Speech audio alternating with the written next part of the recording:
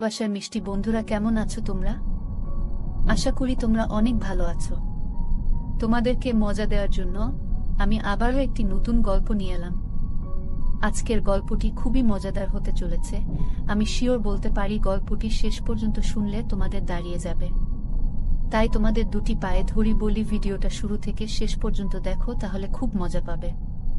আমার নাম রুদ্র, বয়স 24 বছর। পুরান ঢাকার রায়শা বাজার থাকি। আমি আমার মা বাবার একমাত্র সন্তান। বাবা একজন সরকারি কর্মকর্তা আর মা গৃহিণী। আমার মা অমায়িক সুন্দর একজন মহিলা। আমার চোখে পৃথিবীর সেরা নারী আমার মা। যেমন তার রূপ লাবণ্য, তেমনি তার শারীরিক গঠন। চেহারায় মায়ের সর্বোত্তম ছাপ। তবে আমার মা আমার বাবার মতো মানুষকে নয়, বরং আরও ভালো কাউকে ডিজার্ভ করে। আমার বাবা টাক মাথায় 55 বয়সী একজন লোক, যার ভুঁড়িওয়ালা পেট। দেখতে বিদঘুটে বলা চলে। আমার মার মতো সুন্দরী ও বিশ্বসেরা নারী সে ডিজার্ভ করে না। যাই হোক, যেটা সত্যি তা তো পাল্টানো যাবে না। এবার আসি আমার পরিবারের সবচেয়ে বড় আকর্ষণ নিয়ে। আমার পরিবারে আমি, মা বাবা বাদেও আরও একজন আছে। আর সে হলো আমার ছোট মা। আসলে এটাই সবচেয়ে মারাত্মক একটা বিষয় আমার পরিবারে। আমার বাবা দুটো বিয়ে করেছে। আমার মা হলো প্রথম স্ত্রী এবং ছোট মা দ্বিতীয়। এবং আরও অবাক করা বিষয় হলো আমার ছোট মা আমার মার আপন বোন। সবাই হয়তো ভাববেন এটা কি করে সম্ভব, কিন্তু এটাই বাস্তবতা। আমার নানা নানি মারা যাবার পর মা ছোট মাকে নিজের কাছে নিয়ে আসে। কিন্তু কিছুদিন পরেই হঠাৎ বাবা একদিন মাকে বলে তার ছোট মাকে পছন্দ। তাজ্জবের বিষয় হলো মা এক ফোঁটাও কষ্ট পায়নি কিংবা বাবাকে পাল্টা কিছু বলেওনি। উল্টো নিজেই ছোট মাকে তার সতীন করে নিয়েছে। এলাকা জুড়ে নাকি ব্যাপক চাঞ্চল্য সৃষ্টি হয়েছিল তখন। আমি তখন 3-4 বছরের শিশু। এখন আসি ছোট মার রূপে। দুই বোন শুধু চেহারাই ভিন্ন, আর তাছাড়া সব একই রকম। শুধু মা লম্বায় 5 ফুট 6 ইঞ্চি আর ছোট মা 5 ফুট 5 ইঞ্চি, 2 ইঞ্চি খাটো। তাছাড়া কেউ আলাদা করতে পারবে না তাদের। এখন আসি আমার তাদের প্রতি এত আগ্রহ কিভাবে এলো। ক্লাস 9-এ পড়া অবস্থায় হঠাৎ একদিন রাতে ঘুমানোর আগে মোবাইলে একটা ভিডিও এলো। ক্যাপশনে ছিল আপন ছেলের সাথে মা। আমি অবাক হয়ে ভিডিওটা দেখলাম।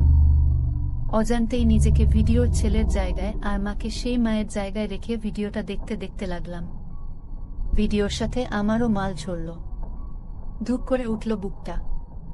উঠে বসে ভাবতে লাগলাম, এসব কি ভাবছি আমি, ছিছি।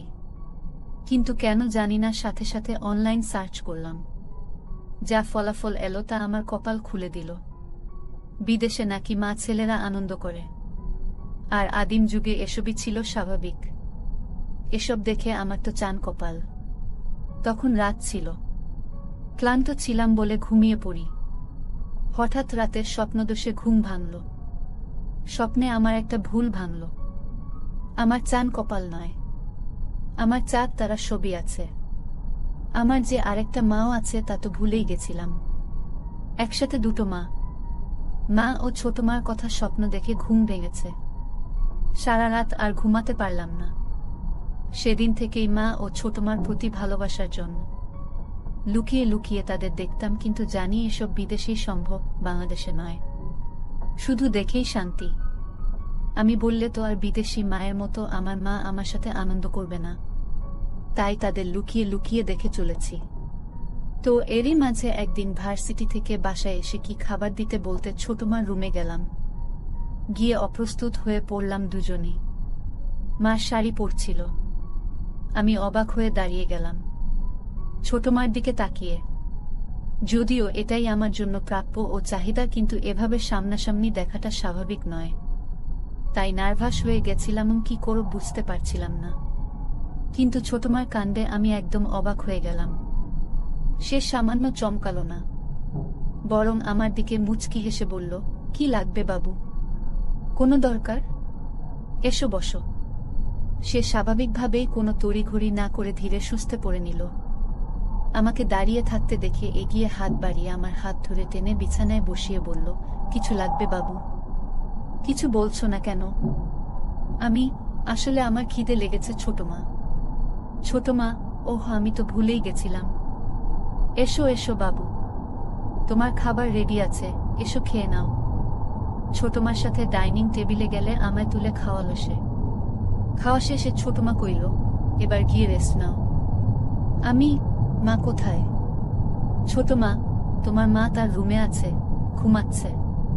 তুমি ঘুমাও, উঠে দেখা করো। আমিও ঘুমাতে গেলাম। বিকেলে ঘুম থেকে উঠে মার রুমে যাচ্ছি। ছোট মার রুম পেরিয়ে মার রুম যাচ্ছি, এমন সময় শুনতে পেলাম মা ও ছোট মার আলাপচারিতা। খিলখিল করে হাসছে দুজন। মা, তারপর কি হলো? ছোট মা, দেখার মতো ছিল বুবু। হা করে তাকিয়ে আছে, কি করবে বুঝতে পারছে না। পরে আমি সামলে নিলাম, এমন ভাব করলাম যেন কিছুই হয়নি। মা, আমার বোকা বাবুটা বোকাই রয়ে গেল। মাকে দেখে কেউ এমন চমকে যায়? ছোটবেলায় তো কত দৃশ্য দেখেছে। ছোট মা, এখন কি আর ছোট আছে বুবু? আমাদের বাবু কিন্তু সেরকম পুরুষ। মা, হ্যাঁ রে, ঠিকই বলেছিস, কিন্তু আমার বড্ড ভয় হয় রে। ছোট মা, কেন ভয় কিসের? মা, এই বয়সের ছেলেরা নিজের ক্ষতি করে বসে, আর কোনো বাহিরের মেয়ের পাল্লায় পড়লে তো সব শেষ। ছোট মা, কি করা যায় বলতো? মা, একটা বিষয় ভাবছি। কয়েক মুহূর্ত নীরবতা, এরপর হঠাৎ বলতে শুরু। ছোট মা, পারবো না কেন? আমাদের বুকের মানিক এভাবে শেষ হতে দিব না। ওর একটা ভবিষ্যৎ আছে। মা, হ্যাঁ, যেভাবেই হোক, নিজেদের কথা ভাবলে চলবে না। ছোট মা, ওর জীবন সুন্দর করতে হলে জীবন ত্যাগ দিব। তুমি কিচ্ছু ভেবো না, আমাদের বাবুর জীবন সুন্দর করবই আমরা। আমি তাদের কথায় আগাগোড়া কিছুই বুঝলাম না। প্রথমে আমায় নিয়েই কথা বলছি সকালের কাণ্ডে, কিন্তু পরে কি বিষয়ে আমাকে জড়িয়ে দিল বুঝলাম না। আমার জীবন কি সুন্দর করবে মাথায় ঢুকল না। আমি আর ওই রুমে ঢুকলাম না। নিজের রুমে গিয়ে চিন্তা করতে করতে অস্থির। অনেকক্ষণ পরে রুমে হঠাৎ মা এলো। আমায় খাটে বসে চিন্তিত দেখে বলল, কি হয়েছে বাবু? মন মরা হয়ে বসে আছিস কেন? আমি, এমনি মা। মা, না তো, এমনি আমার বাবুটা মন খারাপ করে থাকবে কেন? দেখি কি হয়েছে, বলতো আমায়। এমন সময় ছোট মা ঘরে ঢুকে বলল, আমাদের বাবু বড় হয়ে গেছে, এখন আর মাদের কিছু বলার প্রয়োজন মনে করে না। আমি, না ছোট মা।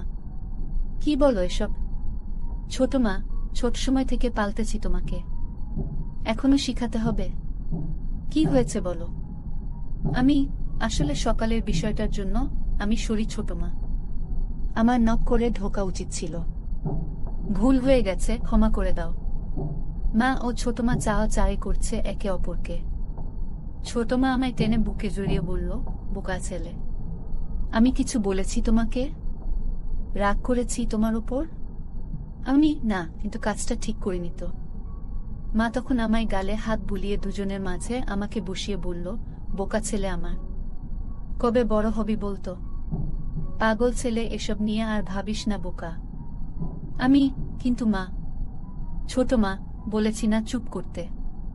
মার কথা শোনো বাবা। আমি তো কিছু মনে করিনি বাবা, কেন এত মন খারাপ করছো? আমি, সত্যি ছোট মা।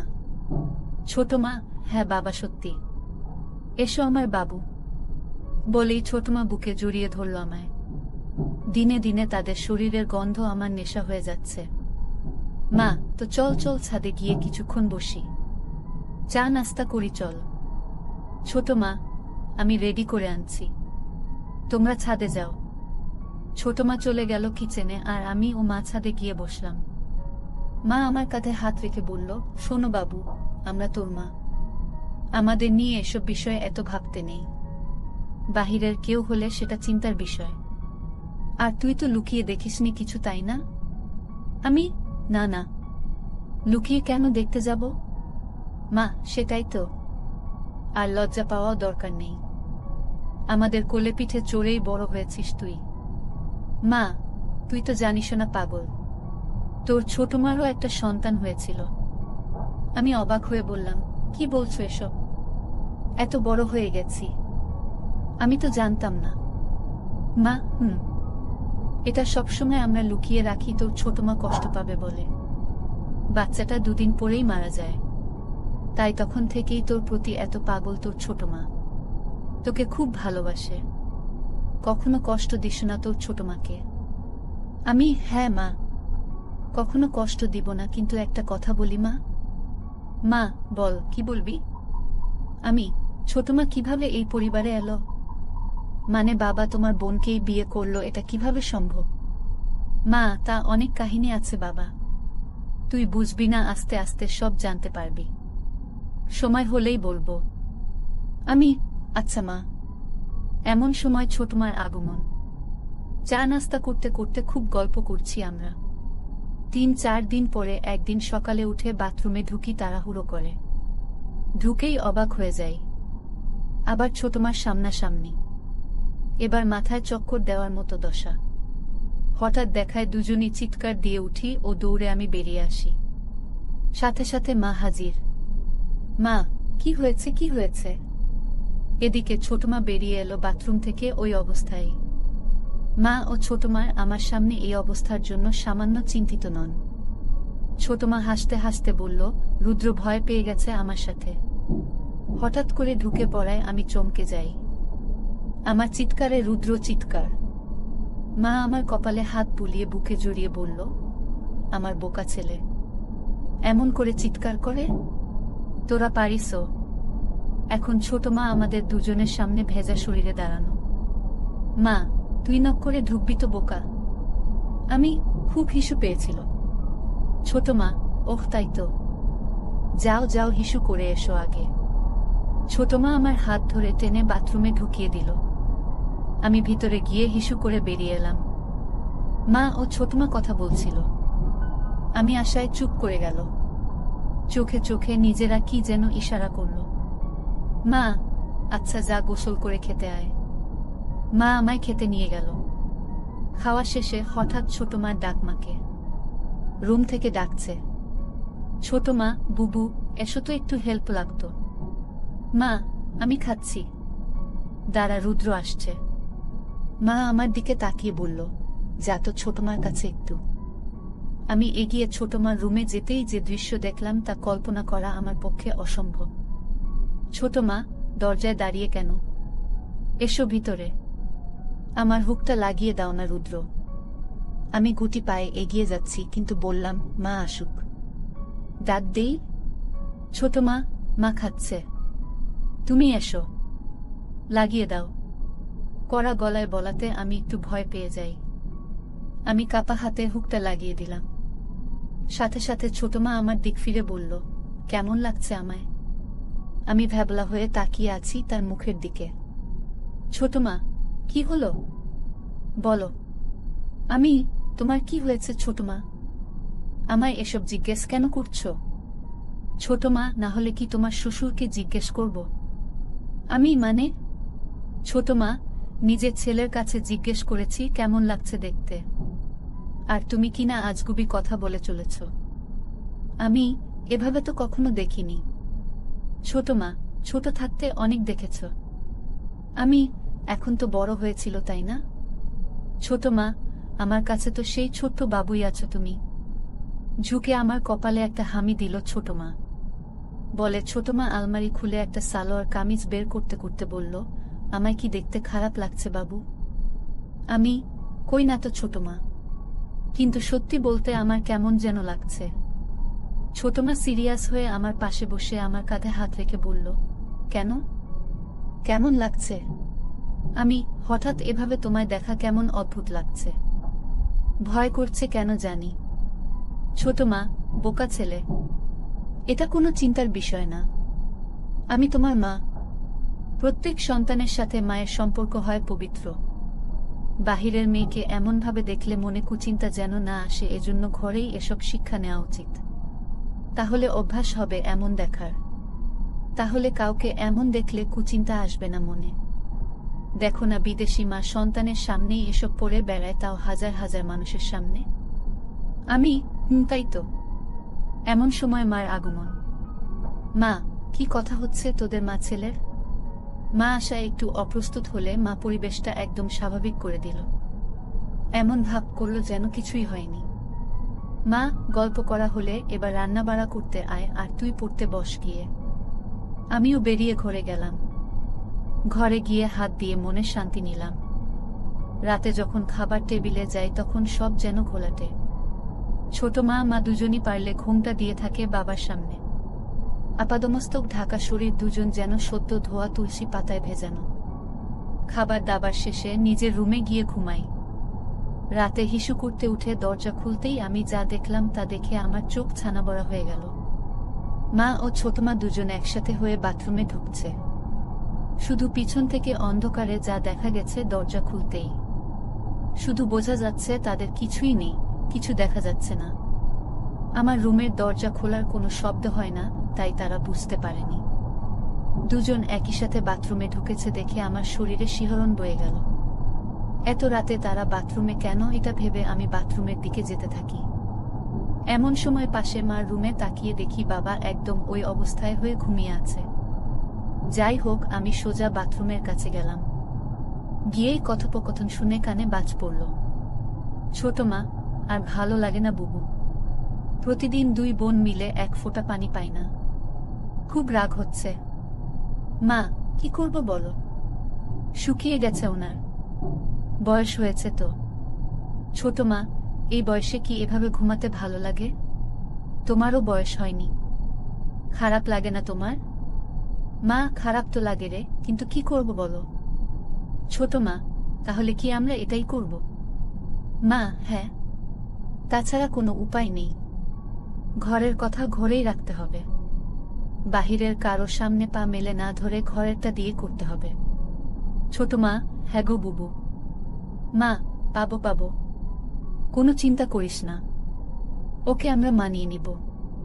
ছোট মা, ও রাজি হবে তো? আমার ভীষণ ভয় করছে বুবু। এ যুগের ছেলে। মা, আমাদের বাবু আমাদের কষ্ট নিশ্চয় বুঝবে। আমরা দরকার হলে এ যুগের মেয়েদের মতো ওকে সেজে দেখাবো। তুই যা করছিস করতে থাক। আমিও মাঠে নামছি দ্রুত। রাজি না হলে পায়ে পড়ব, তবুও আর পারব না ওকে ছাড়া। আমাদের সন্তান আমাদের কষ্ট বুঝবে ঠিকই। ছোট মা, হ্যাঁ বুবু, তাই যেন হয়। মা, এখন তাড়াতাড়ি করো। ঘুমাবি না? ছোট মা, করছি। এই তো হয়ে গেছে। আমি প্রথমে বুঝতে পারিনি আমায় নিয়ে কথা হচ্ছে, কিন্তু আমার নাম শুনে আমি তো পুরোই আকাশ ভাঙা ধাক্কা খেলাম। তার মানে আমার দুই মা আমার জন্য পাগল। খুশিতে আমি আত্মহারা। তার মানে আমি যা অসম্ভব ভাবছিলাম তা আমারই জন্য অপেক্ষা করছে। তাদের গোসল শেষ পর্যায়ে। আমি তাই দ্রুত গুটি পায়ে রুমে ঢুকে যাই। দরজা ভিজিয়ে হালকা ফাঁক করে দেখতে থাকি বাহিরে কি হয়। একটু পরেই বাথরুমের দরজা খুলল। দুজন দুটো গামছা পরে বের হয়েছে। অন্ধকারে এটুকুই বোঝা গেল। দুজন একসাথে একই রুমে ঢুকে পড়ল, ছোটমার রুমে। বুঝলাম একসাথে ঘুমাবে দুজন। আমি কয়েক মুহূর্ত এসব ভেবে অবাক হলাম যে আমার মায়েরা আমার জন্য পাগল হয়ে আছে। নিজেরা কত প্ল্যান করে বসে আছে। আমি চিন্তা করলাম তাদের সামনে আমার নিজের ইচ্ছা প্রকাশ করব না যে আমিও তাদের জন্য পাগল। আমি তাদের প্ল্যান অনুযায়ী চলার সুযোগ করে দিব। তারাই আমায় গুছিয়ে রাজি করিয়ে নিবে। দেখতে চাই কতটা এগোয় তারা। আমি শুধু তাল মেলাবো তাদের সাথে, পজিটিভ সঙ্গ দিব। এসব ভাবতে ভাবতে ঘুমিয়ে পড়ি। পরদিন সকালে ঘুম থেকে উঠতে একটু দেরি হয়ে যায়। ঘড়িতে 9টা বাজে। কলেজ মিস হয়ে গেল। তাই উঠে রুম থেকে বেরিয়ে খুঁজি দুই মাকে, কিন্তু কাউকে দেখতে পাচ্ছি না। হঠাৎ চোখ পড়ল আমাদের বাসার ছাদে। দেখি দুজন বৃষ্টিতে ভিজছে। এতক্ষণে আমি জানলাম বাহিরে বৃষ্টি হচ্ছে। ডুপ্লেক্স বাসা বলে আমাদের ছাদটা দোতলায় একটা সাইডে। আমি ছাদের দরজায় গিয়ে দাঁড়াতেই দুজন আমায় দেখে দৌড়ে এসে আমার সামনে দাঁড়ালো। মা, কিরে এতক্ষণে উঠলি? আমি কলেজ মিস করলাম। ডাকনি কেন? মা, ঘুমাচ্ছিলি আরাম করে তাই ডাকিনি। থাক, সমস্যা নেই। একদিন ভিজলে কিছু হয় না। আর বৃষ্টি বিলাস কর। আমি, ইস, ঠান্ডা লাগবে না? ছোট মা, ঠান্ডা লাগলে আমরা দুটো মা আছি না? এসো তো। বলেই দুজন হাসতে হাসতে আমায় টান দিয়ে বৃষ্টিতে নিয়ে যায়। দুজনই সালোয়ার কামিজ পরা ছিল, ভিজে গায়ে লেপ্টে আছে। আমি একটু অবাক হইনি, একদম স্বাভাবিক দৃষ্টি নিয়ে তাকিয়ে আছি। তিনজন মিলে বৃষ্টি বিলাস করতে থাকি। বৃষ্টি বিলাস শেষ করে রুমে গিয়ে মুছে ডাইনিংয়ে আসি। ছোট মার আর মার দুজনের পরনে একই পোশাক। আমি, কি ব্যাপার? ইদানিং দুজন ম্যাচিং পোশাক পরে ঘুরছ যে? দুজনের খুব ভাব। মা, এমনি। সতীন বলে কি ভাব হবে না নাকি? আপন বোন দুজন বলেই তিনজনই হেসে দিই। মা ছোট মার কোমর ধরে নিজের দিকে টেনে এনে বলল, আমার ছোট বোন আমার সতীন হলেও আমার খুব ভালো বন্ধু। ছোট মা মাকে বলল, থ্যাংক ইউ বুবু। আমি সুযোগ বুঝে বললাম, সব ভালোবাসা কি তোমরা দুজনই পাবে? আমার বুঝি কোনো মূল্য নেই তোমাদের কাছে? দুজনই আমায় কাছে টেনে নিল। মা, আচ্ছা বললি না তো কেমন লাগছে এই ড্রেসটা? আমি সবসময় সুযোগ খুঁজছিলাম তাদের প্রশংসা ও তাদের কাজ সহজ করার। তাই বললাম, খুব সুন্দর। তোমাদের টাইসেই ভালো মানায়। সালোয়ার পুরনো ফ্যাশন হয়ে গেছে। ছোট মা, তাহলে আজ থেকে মডার্ন ফ্যাশনই চলবে নাকি বলো বুবু? মা, হ্যাঁ ঠিক তো, তাই হবে তাহলে। সবাই আবারও হাসলাম। সেদিন রাতে আমি ঘুমাইনি তাদের জন্য অপেক্ষা করে। দরজা আলতো চাপিয়ে উকি দিয়ে অপেক্ষা করছিলাম, কিন্তু তাদের দেখা নেই। তাই নিজেই এগিয়ে মার রুমের দিকে যাই। দরজার কাছে যেয়েই দেখি কপাল ভালো, দরজার সাইডে জানালায় একটা কপাট খোলা। ভিতরে পর্দা হালকা সরিয়ে যা দেখি তা আমার চোখ জুড়িয়ে দিল। হঠাৎ মা ছোট মাকে বলল, লাইট নিভাসনি তুই?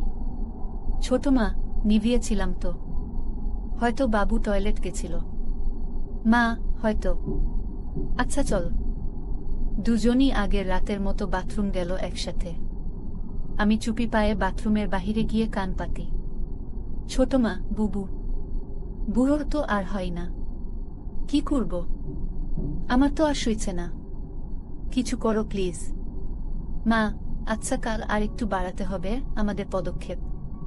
ছোট মা, ঠিক আছে বুবু, আমি শুরু করব, তুমি জয়েন করো। মা, আচ্ছা। গোসল শেষে আজ দুজন বেরিয়ে রুমে গেল। পরদিন সকালে উঠে ডাইনিং এ গিয়ে মাকে ডাকলে মা রুমের ভিতর থেকে ডাকল তার কাছে যেতে। আমি ভিতরে ঢুকে দেখি মা বিছানায় উপুর হয়ে শুয়ে আছে। আমি চমকে যাবার ভান করে বললাম, আমি পড়ে আসছি।